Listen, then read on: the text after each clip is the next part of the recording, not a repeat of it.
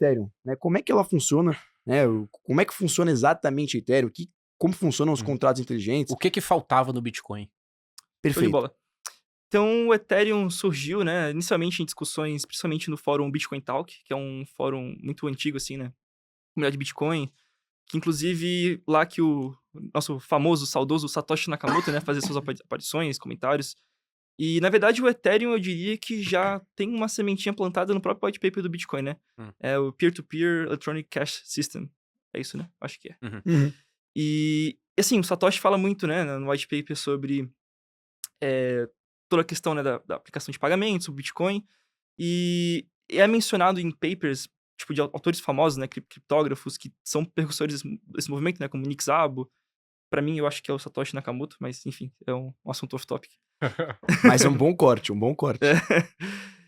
Ralph Finney, etc., todo o pessoal do movimento cypherpunk sempre teve essa questão, além de ter esse dinheiro eletrônico digital, né, a necessidade de smart contracts, contratos inteligentes, são contratos autoexecutáveis que não dependem de um terceiro, né, de um uma pessoa de confiança ali, né, para garantir o lastro da execução desse contrato, e seja garantido puramente por criptografia, matemática, né, e tem uma rede, né, que consiga permitir que isso aconteça. Uhum. Então, o Bitcoin começou, né, principalmente focado na questão das transferências, pagamentos.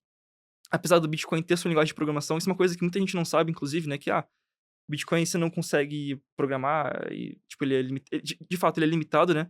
Ele é o que a gente chama de uma linguagem que não é Turing Complete, então Uhum. não tem todas as operações lógicas para você considerar ali uma linguagem de programação, né, com loops, todas as interações necessárias para construir aplicações mais complexas, né. Mas com o script do Bitcoin você consegue fazer algumas aplicações mais básicas, Uhum. tipo, criar algumas soluções de segunda camada, tem a questão da Lightning Network e tal, mas você não consegue, eh, tangenciar muito fora disso, né. Então é Hum. mais questão de pagamento, escalabilidade, né.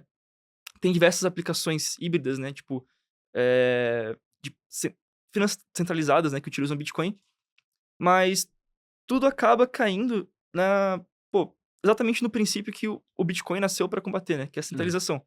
Então, você acaba sendo obrigado por limitação técnica da blockchain do Bitcoin, né, por ser um software legado que foi pouco modificado, que é uma das virtudes, né, que a Uhum. galera A exalta bastante, neutralidade, né? neutralidade, etc.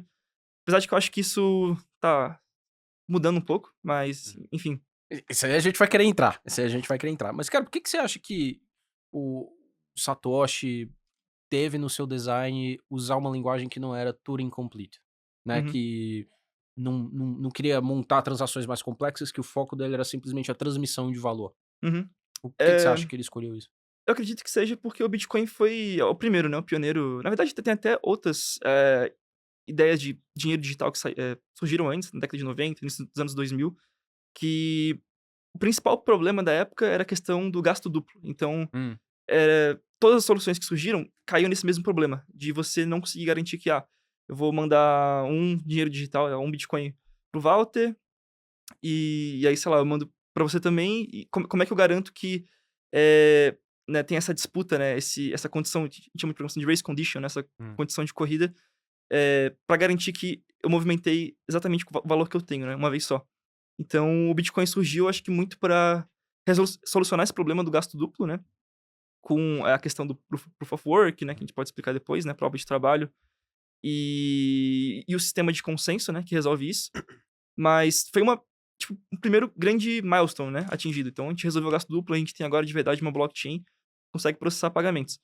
E a blockchain do Bitcoin funciona com uma modalidade que se chama de UTXO, né, de Unspent Transaction Output, né, que seria em português, output de transações não ga Não gastas, né? mais ou menos isso. É. E Que em suma é o quê? Como se fosse um troco, digamos assim? exatamente, é um troco. Aham. Então eu faço uma transação e tem o troco que eu direciono, né, pra uma chave pública. Uhum. E então foi uma primeira iteração, né, como todo software tem MVP e normalmente a tecnologia vai evoluindo, né, a gente vê isso muito em IA, por exemplo, hoje em dia. Uhum. Então o Ethereum surgiu com basicamente uma comunidade muito entusiasta de bitcoins, por exemplo, o Vitalik Buterin, que é um dos cofundadores mais famosos do Ethereum. Ele era parte da Bitcoin Magazine, né, Uhum. que, uma das principais revistas que falava sobre Bitcoin na época, né. E eles vieram atacar justamente, acho que o segundo maior problema, depois de resolver a questão do gasto duplo, que é justamente os contratos inteligentes, né? Que hoje a galera, enfim, utiliza outros termos também, mas principalmente os smart contracts, né? Hum. Que vem com um paradigma de você, que se chama de, basicamente, account-based. Então, em vez de você ter o UTXO do Bitcoin, né? Que ele acaba sendo muito mais complexo, assim, apesar de, assim, Cardano, algumas blockchains irem por essa linha para tentar implementar smart contracts, o Ethereum simplificou. Então, é basicamente como se fosse entre aspas, um banco de dados chave-valor, né? Tipo, conta e estado. Uhum. E esse estado pode conter não só valor como saldo, né? Balance, tipo, que representa a unidade de Ether, né? Que Uhum. tem ali na Ledger, né? No livro razão, né? Do Ethereum. Mas um estado que pode ser basicamente qualquer dado arbitrário. Então, eu consigo aí justamente fazer o deploy, né? Tipo, subir código, né? Para blockchain do Ethereum. Explica o que é deploy pro pessoal, só pra não ficar técnico. Aham. Deploy é basicamente você Ativar um contrato, ativar uma aplicação. Deixar ela o famoso botar no ar, né? Aham. Isso que Perfeito, acontece. perfeito.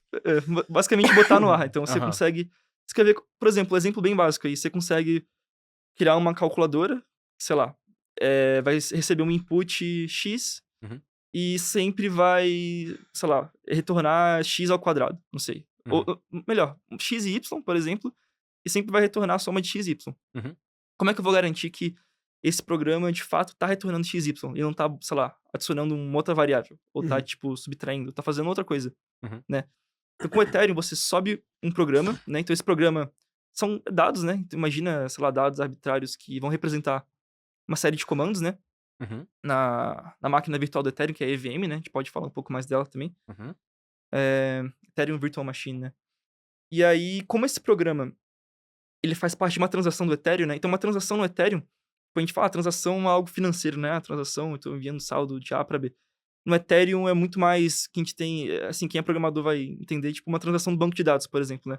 Então, é uma transação lógica. Eu tô saindo do estado A para o estado B. Uhum. Então, isso pode incluir uma transferência de Ether, como uma interação com um contrato inteligente, né? Um contrato auto-executável. Por que é auto-executável? Porque assim como no Bitcoin, né? A galera fala muito, Bitcoin pode ser transferido até por rádio, SMS, até por carta, assim, né? Se você fazer todas as contas ali na mão, né? Demorou. Dá pra fazer, dá pra fazer. Dá pra fazer, né? Se é fácil, é outra história. Exato.